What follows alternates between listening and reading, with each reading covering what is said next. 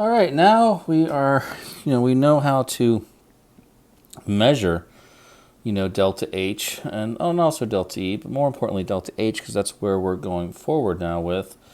Now let's look at calculations involving the enthalpy of reaction and enthalpy of formation. So first off, let's just say that I need a little bit of shorthand here. So I've been writing out reaction a lot. So we're going to, and I've used this already a little bit. Prior lectures, I'm not sure if I ever clued anyone in, right? This is the same thing, just a little bit of shorthand there for reaction and reaction. And then for our enthalpy of formation, we tend to see it with just this, sub F notation. So that's just going forward as for note keeping. So a couple things that we got to just kind of walk through here as far as these delta H's. We have similar ideas with delta H and Q. They're very much related to one another. So, the delta H for a reaction can be negative, and that means that, it's exothermic. Or it gives off heat to the surroundings.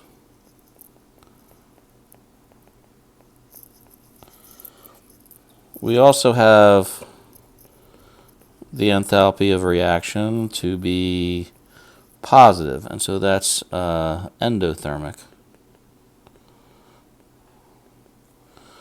Where now it's basically taking heat from the surroundings.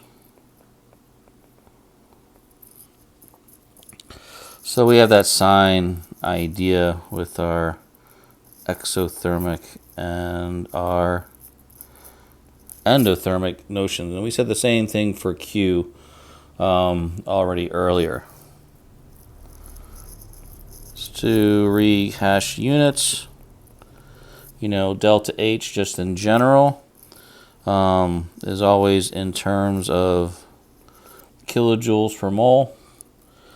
In some cases, you might see kcal per mole, and so realize that a kilocalorie is equal to 4.184 kilojoules. A little bit of a conversion there, but we really are in the kilojoule per mole format.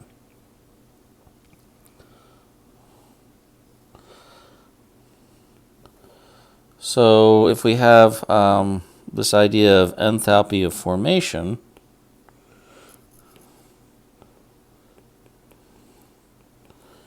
right, we have, a couple of different things here. Here we have this notion of standard state. And that basically means a standard set of conditions. So it's measured at 1 atmosphere, 25 degrees Celsius, and 1 molar if we were getting into solutions eventually, which we will. So this is kind of these standard state conditions for the formation of something. So we would be at 25 degrees Celsius. Remember, that could be, Kelvin would be 298 Kelvin.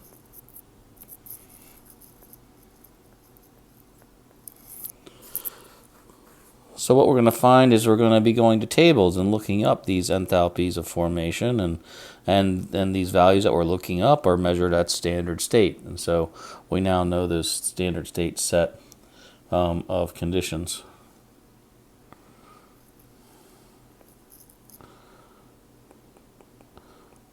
The delta H of formation is equal to 0 kilojoules per mole for basically, any element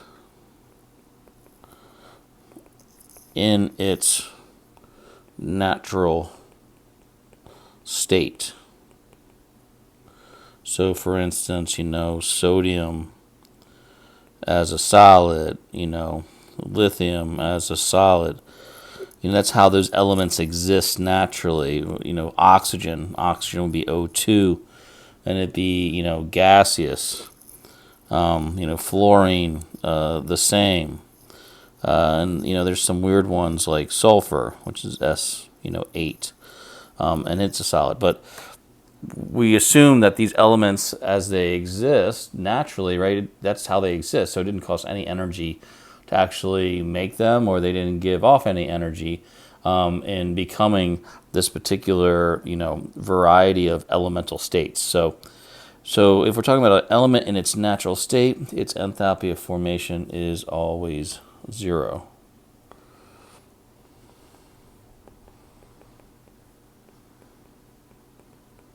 Reactions are always done at 298 Kelvin, unless otherwise specified as far as what the actual temperature is.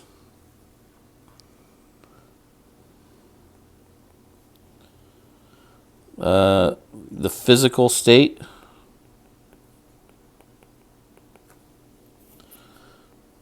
of the substance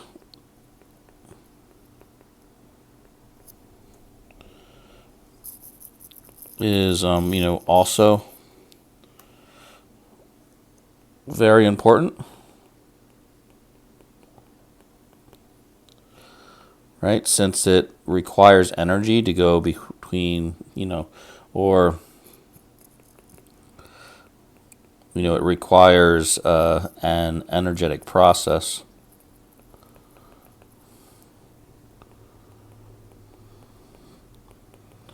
to, interconvert between phases.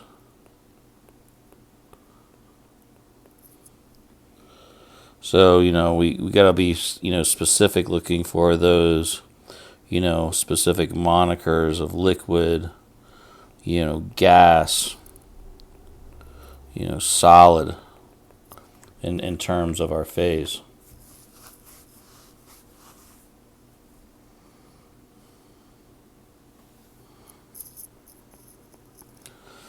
Six, the delta H of formation for a molecule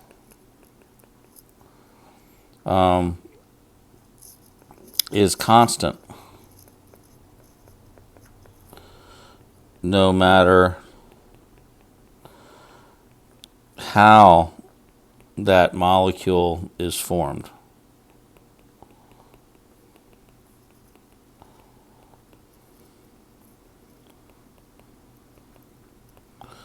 Provided we're at, a constant temperature.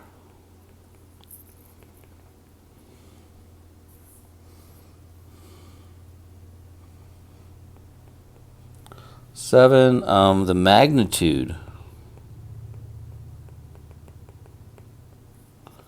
of heat. And remember, that's our old friend Q. Is basically, directly related to delta H.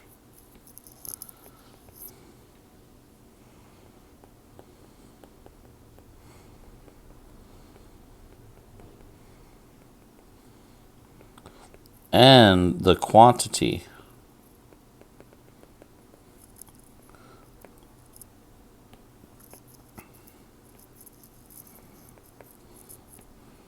and the quantity of the molecule.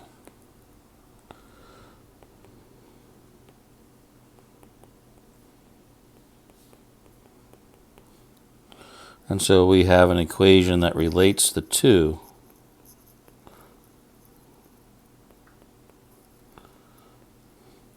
Which we see here, where we have Q is just simply related to moles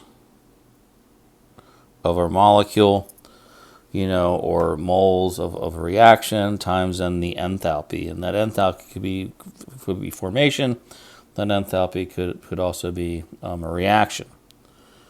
Let's look at just an easy, quick example of this. If 4.0 grams of carbon dioxide is produced,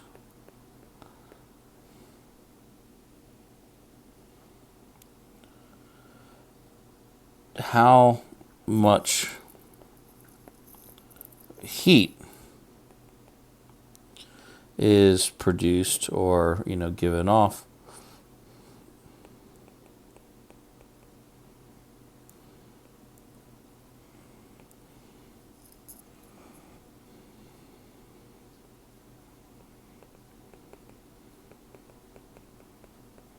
and that goes according to the following reaction that we're going to see here, where we have carbon solid plus oxygen gas produces CO2 gas, and we could say that reaction is equal to negative 393.5 kilojoules per mole.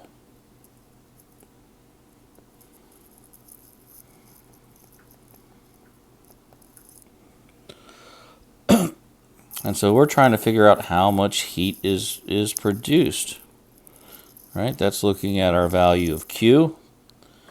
And if we produce 4 grams, there's where our moles are going to come from. And obviously we have our enthalpy on the far side. So we can really just put these two together in two simple steps, which first would be convert to moles of the CO2 gas, and then we would calculate Q, right? And Q would be equal to moles times our delta H. So if we take our 4 grams of the CO2 and we divide by 44 grams of carbon dioxide for every mole of carbon dioxide we end up with 0.090 moles of CO2. So there's our step 1. Step 2, now we're plugging it into our moles delta H equation.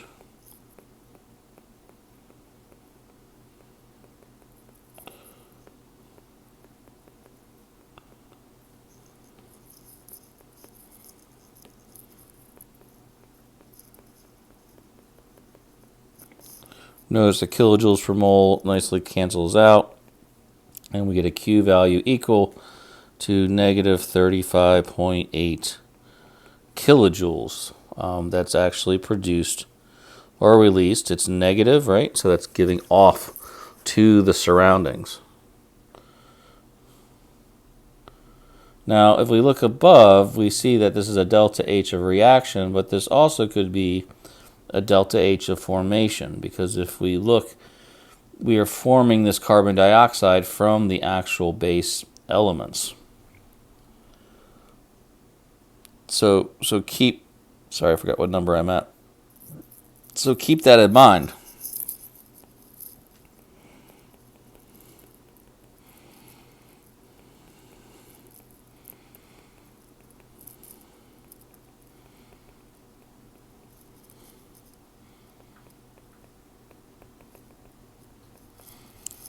meaning that, if our carbon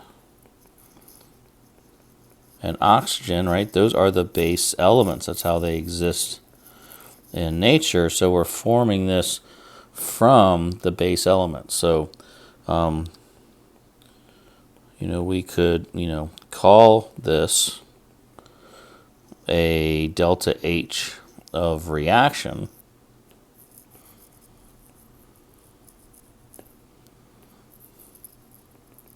Right? Since it's a reaction. It is a reaction. However, since we are forming a molecule, in this case CO2, from its base elements,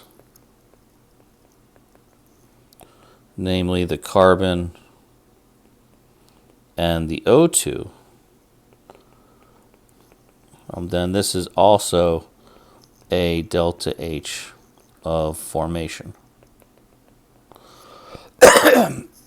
So they, sometimes they interconvert, not always. We can make molecules from other molecules, and that's when we wouldn't see this actual representation. But since we're just producing one molecule of CO2, right, this is showing us the enthalpy or the heat to produce one molecule, or really 1 mole of that particular molecule. So that's why we call it the enthalpy of formation.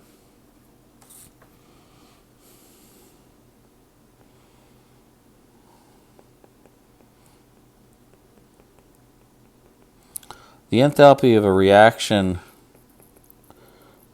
for a reaction that is basically written in reverse,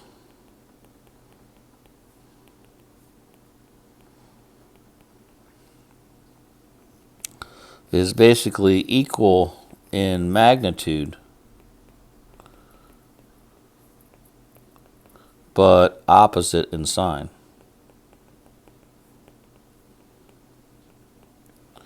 So if we had, for instance, calcium plus oxygen produces calcium oxide as a solid product,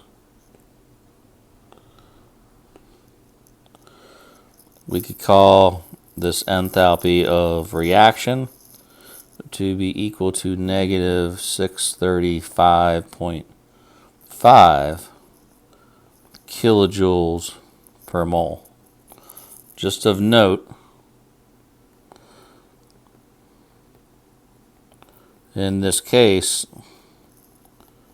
this is also a enthalpy of formation. Those are producing calcium oxide from its base elements, the calcium and the oxygen.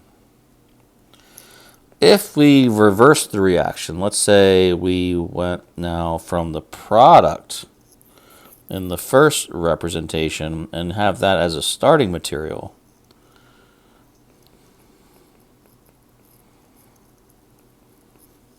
so we would have something that looks more like this. All we need to do is switch the sign.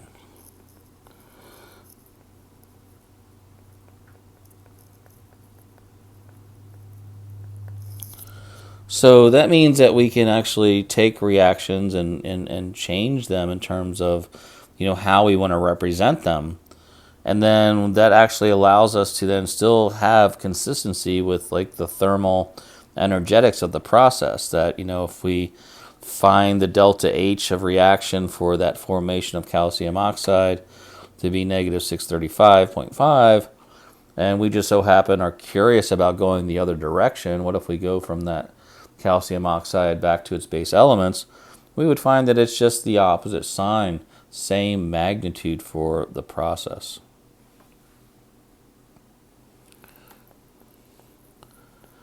And so that brings us to Hess's law, which is related to this kind of idea. So if a reaction can be, regarded as the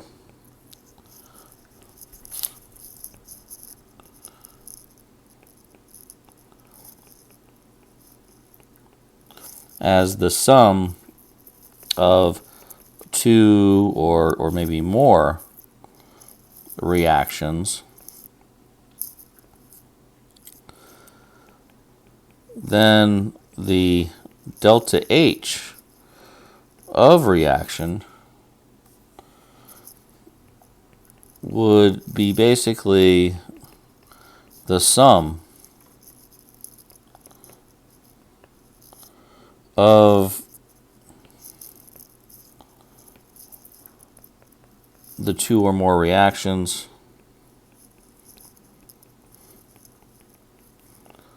and their specific enthalpies of reaction. So it's kind of a interesting, hard one maybe to visualize. If we were to look at, let's say, a molecule such as, say we have A here, molecule A being very general. In molecule A, let's say we're going to molecule C. And so there could be maybe more than one way to do that. Maybe we have a direct way, but that's what we maybe don't, we really don't know in this particular type of example. But maybe we could get to C from A using, more than one step. Meaning, what if I went up to, let's say, molecule B and then came down to molecule C? And so what I would have here is a delta H of reaction, and let's call that, AB, since we're going from A to B. And then we would have another reaction, which would be from B to C. So that means my delta H for the reaction would just be equal to the sum of those two reactions, because we get to the same end-all spot. We get still to C. Whether we do that one step or two steps or more steps, these molecules have their same inherent internal energy, which we talked about as one of the earlier rules. So it doesn't matter how we get there, because they all have their own specific energetics. Even if we had, a more drawn out process of going from, A to D, and then D to E, and then E to C, right? Where now we have, 3 enthalpies.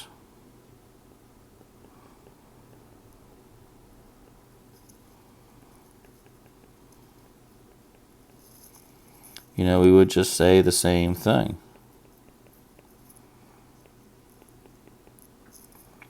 But looking at those interconversions,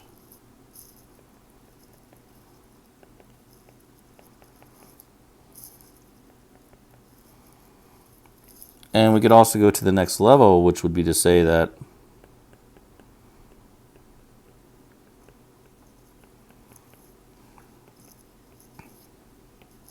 sorry, those circles look like 6s.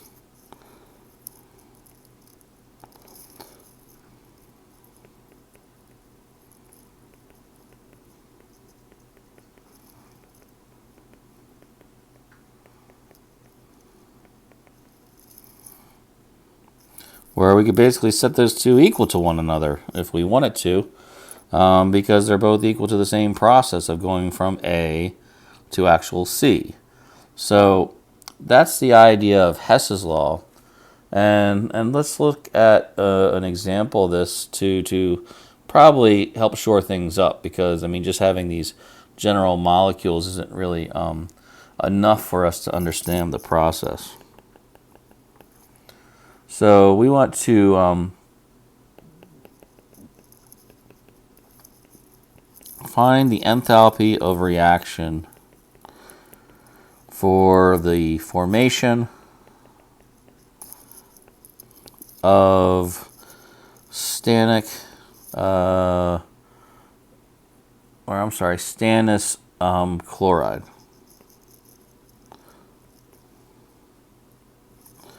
And so here would be our reaction looking at tin plus chlorine gas produces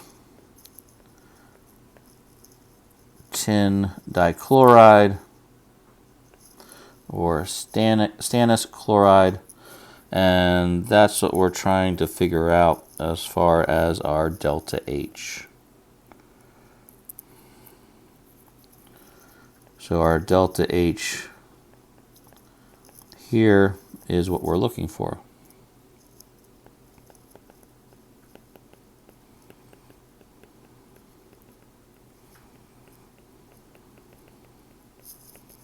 And so we're going to use the following reactions to be able to do this.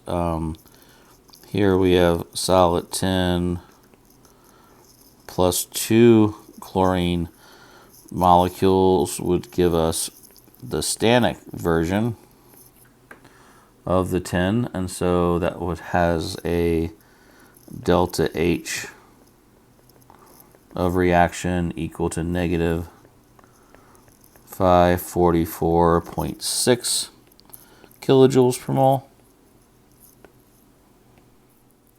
The next reaction presented would be looking at tin dichloride, the stannous chloride, reacting with chlorine gas to also produce the stannic chloride. And that delta H of reaction is equal to negative 195.2 kilojoules per mole. So that's what we need to do, is we have this reaction that we're looking for, so we're curious about this process at the top. We could say that this is the unknown reaction.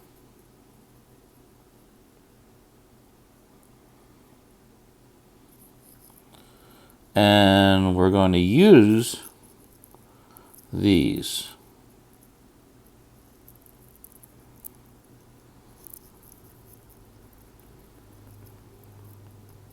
So we're going to manipulate these to basically determine that. That's the idea.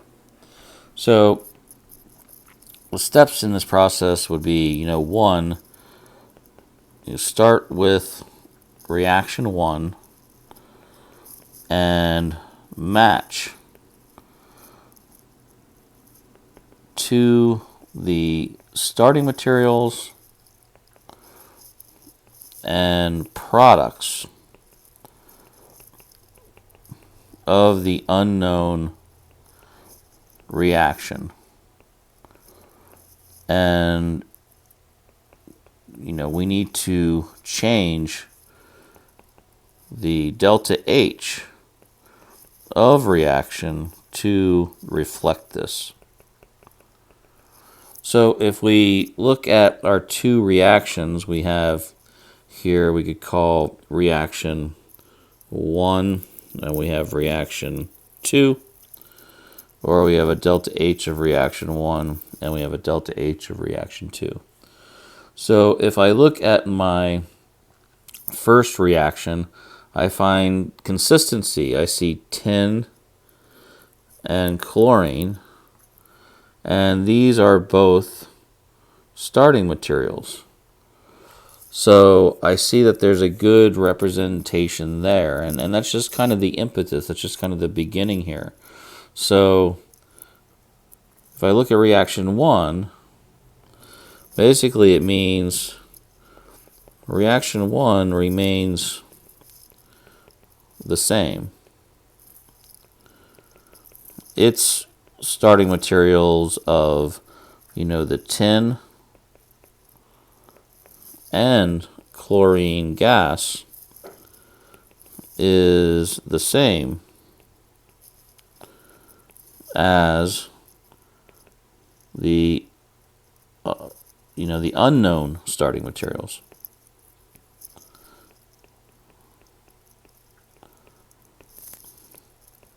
We should be patient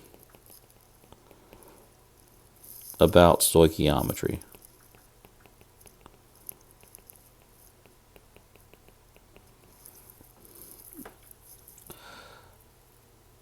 So if we look, we're just going to write that reaction as it was. And so that would be the tin plus the 2 chlorines in the gaseous state give us the stannic tetrachloride, or the stannic chloride, and the delta H of that reaction 1 is still the same. It's still that negative 544.6 kilojoules per mole, because we haven't done anything to the reaction.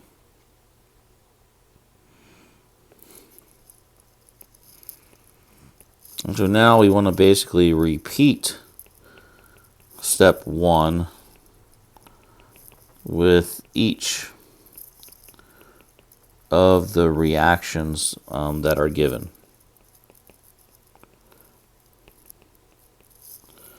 So if we go back to the question, sorry for the scroll back, but here we are.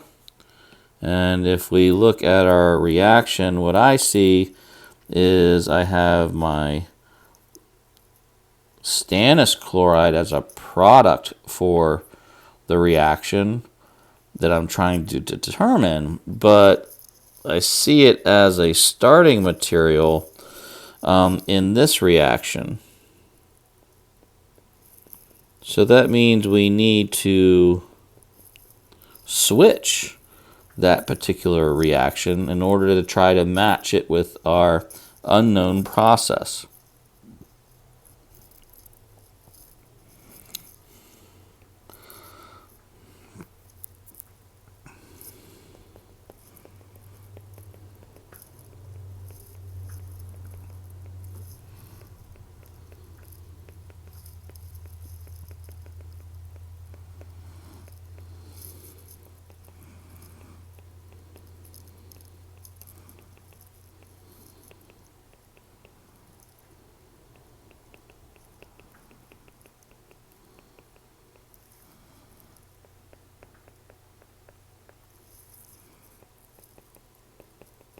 So we need to flip it. So if I flip it, I would end up with our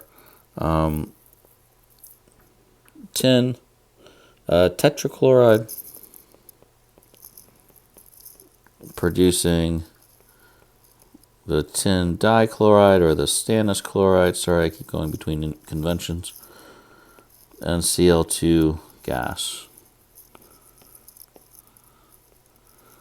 That means our delta H for this reaction 2 is actually equal to a positive 195.2 kilojoules per mole.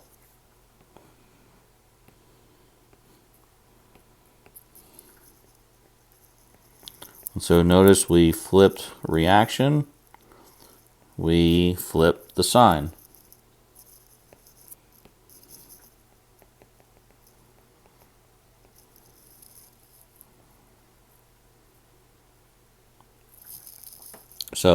So now we've done that.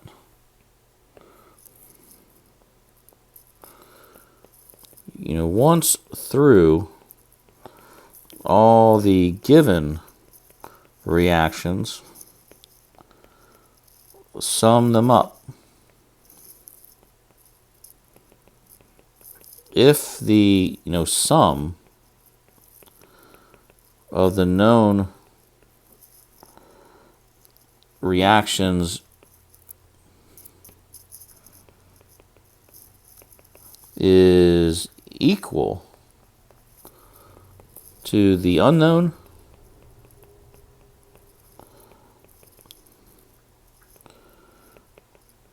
then you can sum up the enthalpies of reaction and solve.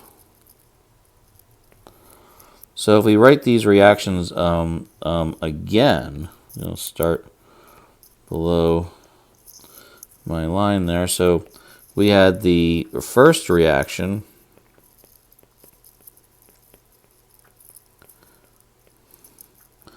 which is this particular reaction. And so we had here, I'm just going to put a heading for our enthalpies of reaction off to the right.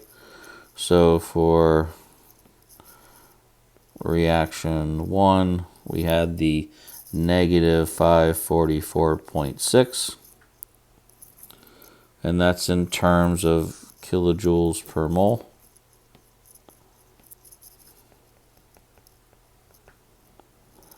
And then we flip the other one, right? So we have the tin tetrachloride producing the tin dichloride and chlorine gas. And so that was reaction 2. And that was equal, after the sign change, to be a positive 195.2 kilojoules per mole. So if I sum these up, just simply adding them, I get this overall reaction. And I tend to like to cancel things out, but I'm going to write the whole reaction so we understand what's going to be canceling out. So if I take my starting materials and add them all up, I would have solid tin plus 2 chlorine gas plus the tin tetrachloride or stannic chloride products. So those are all the starting materials from those two reactions. Remember, we're summing these up. And then that would be producing the tin tetrachloride solid plus then the other products from the second reaction, the tin dichloride and chlorine gas.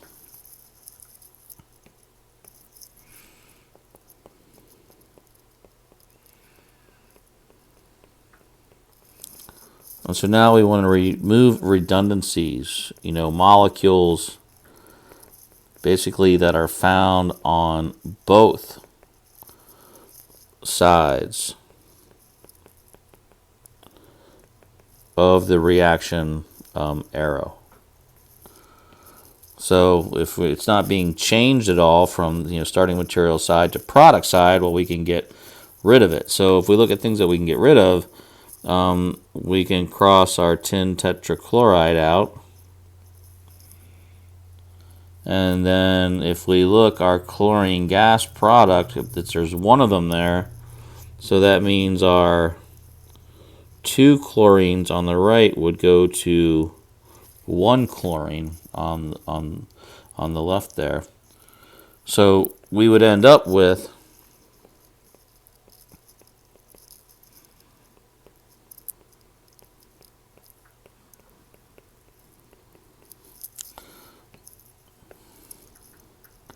and this is our desired reaction.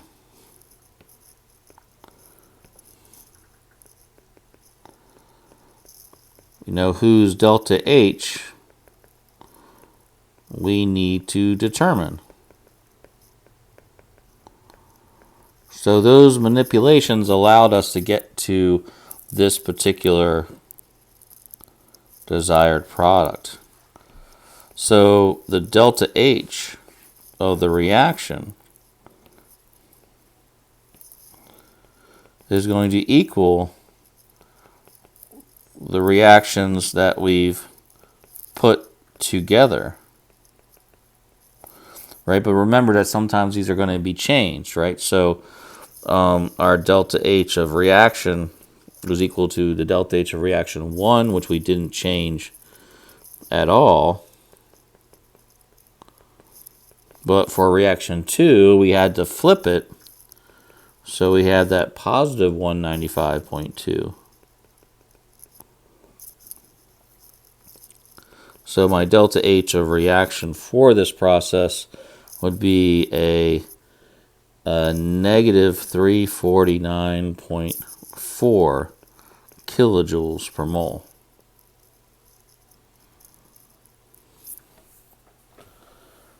And so that's the idea of Hess's law, right? Is to be able to manipulate these known reactions to develop basically an unknown reaction.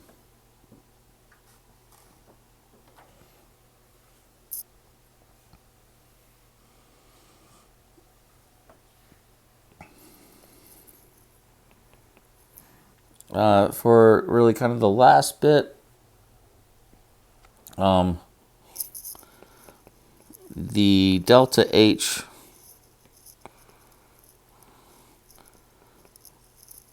of a reaction can basically be determined, not only by Hess's law like we just saw,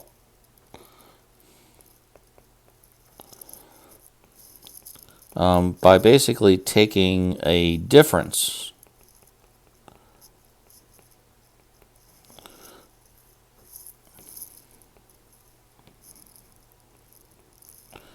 in the enthalpies of formation for our products and our starting materials.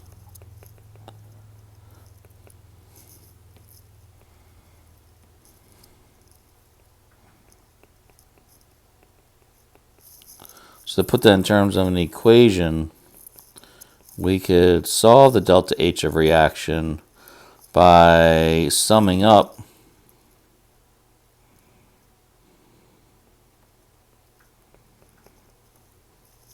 the heats of formation for our products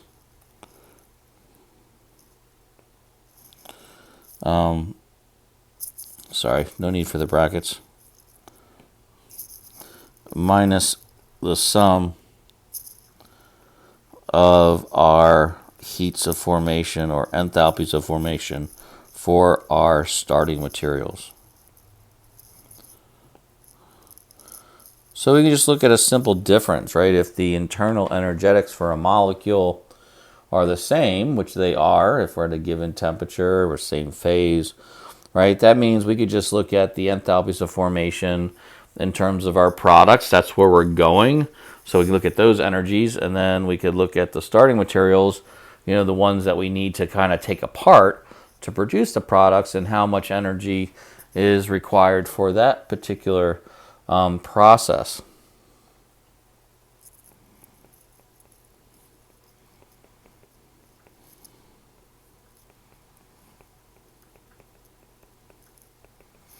And what we have to realize is that a lot of times we have to look these up, right? That we find them in tables, and so we have to go to these tables and try to then determine our enthalpy of reaction. Let's look at a simple example of this. I want to calculate the enthalpy of reaction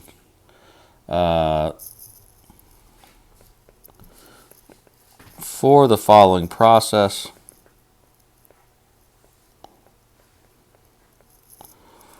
And we want to be using enthalpies of formation. So our reaction is really here a combustion reaction of ethene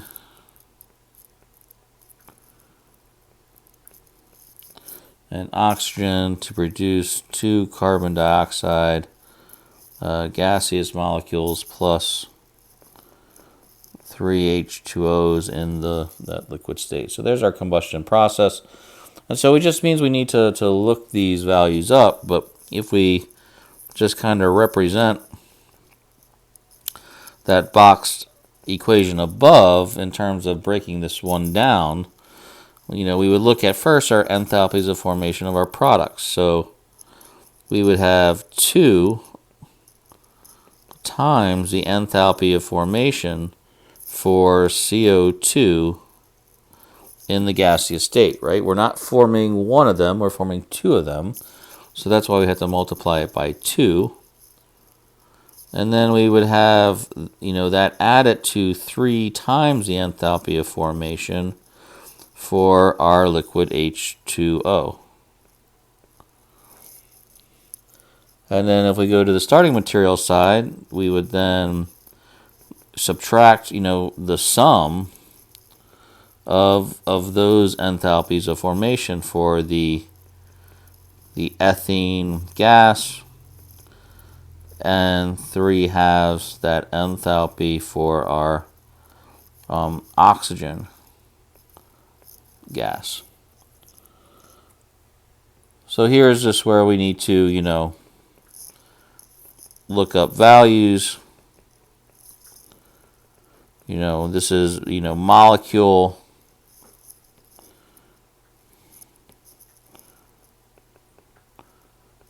and phase dependent. So you're gonna have to take my word for it here as far as these values I'm plugging in. So we would have, our enthalpy for CO2. We actually already saw that earlier with the negative 393.5 kilojoules per mole, plus then 3 times for our water, which is negative 286.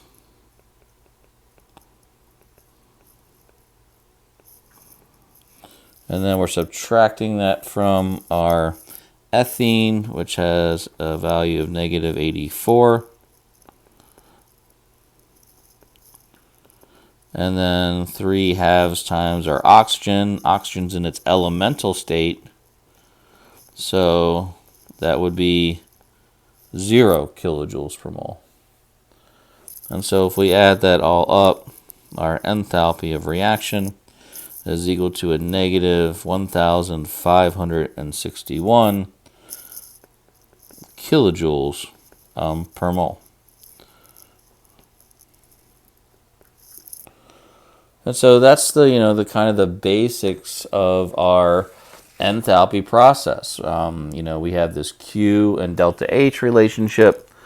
We have this Hess's law relationship, and we have this idea of enthalpies of formation and products minus starting material relationship. Let's look at an example here that really brings not all of them, but a good piece of what we just talked about together. So a 3.78 liter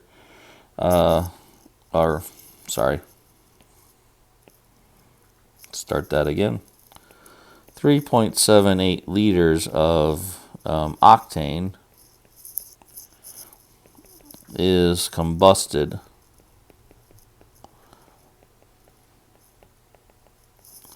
according to the following reaction.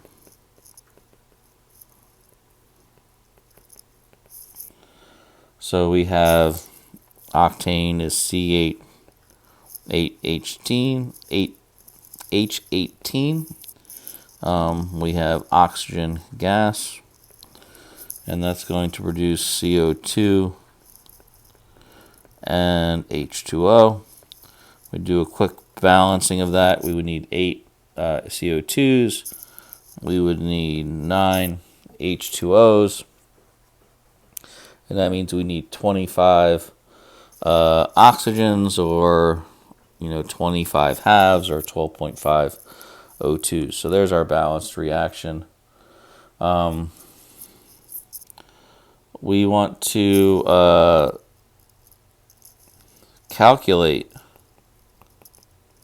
the heat produced by this combustion process.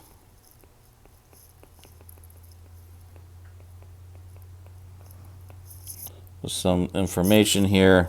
The density of our octane is basically equal to 0.7 0.03 grams per milliliter. So there's our question.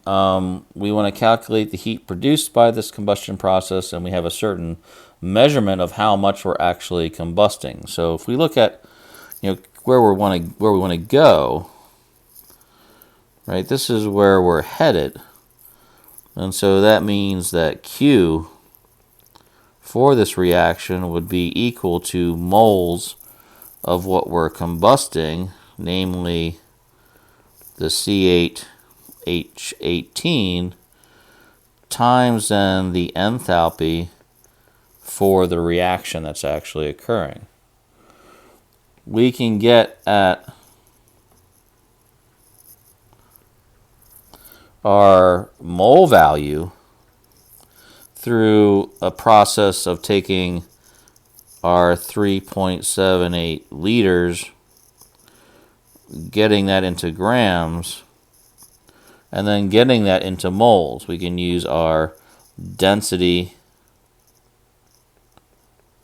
here, and we can use our molar mass here to do that conversion.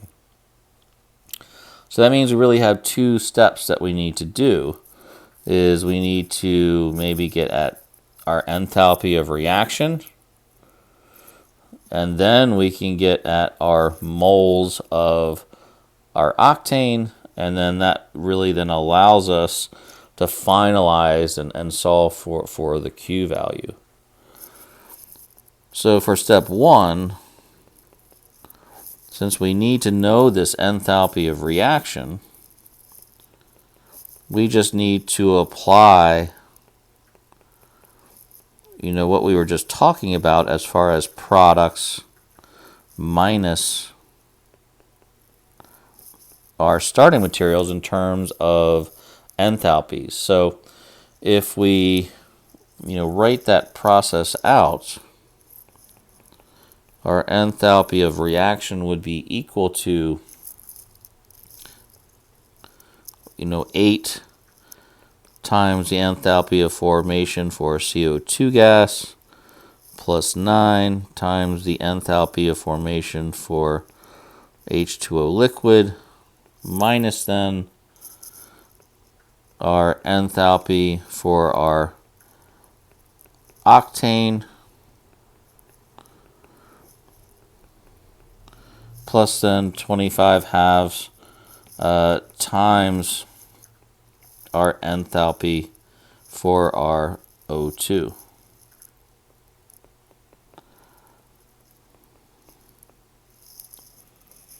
So if we go to our tables and look up these values, we have 8 times our negative 393.5.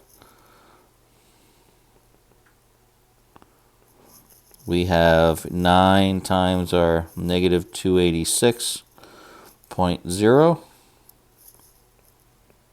And that's a common thing with the combustion reactions because we're always producing, CO2 and H2O. And then we have our enthalpy for our octane, which is negative 240.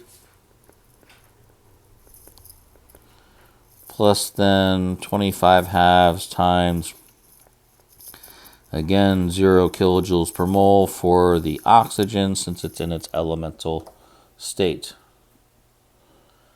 So our enthalpy of reaction is then equal to negative 5,482 kilojoules per mole.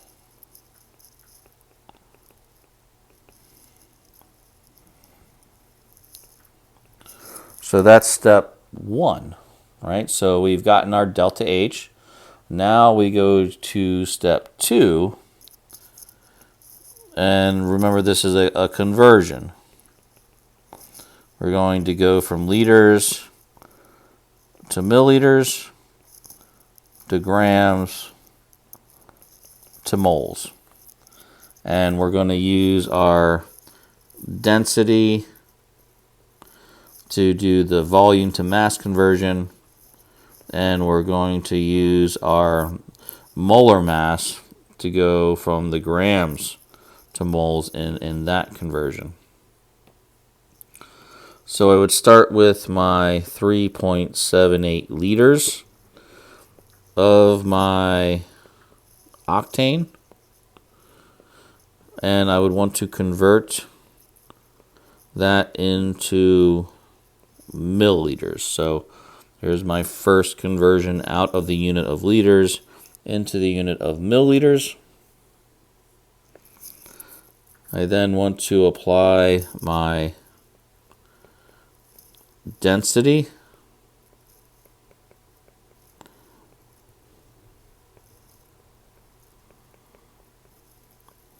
So now I'm going from the volume unit to our mass unit. And now I'm going to use the molar mass, which is 114 grams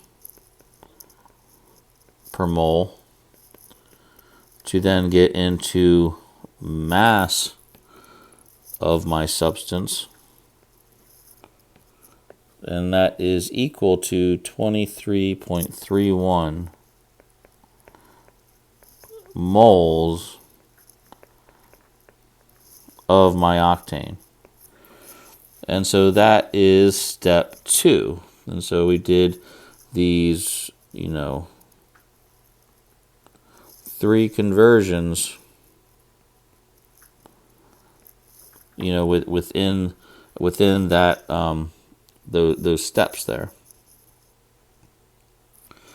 So now we're finally at the third step, where we can now answer the question in terms of heat.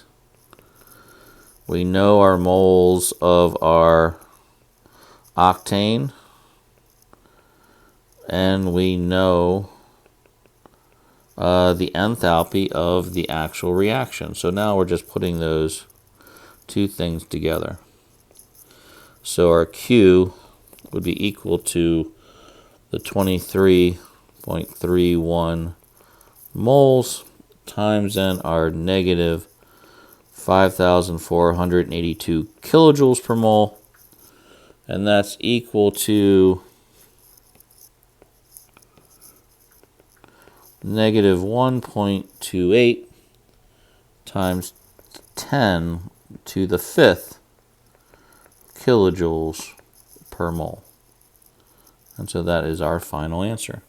So there's a little bit of a harder example as far as, now looking at an enthalpy of reaction and how much heat is produced per mole of reaction, to now to relating that to now an actual quantity of heat that's involved because of how much material we are allowing to undergo this particular process.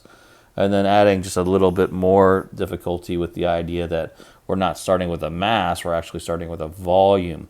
And so we needed to do some conversions involved with that.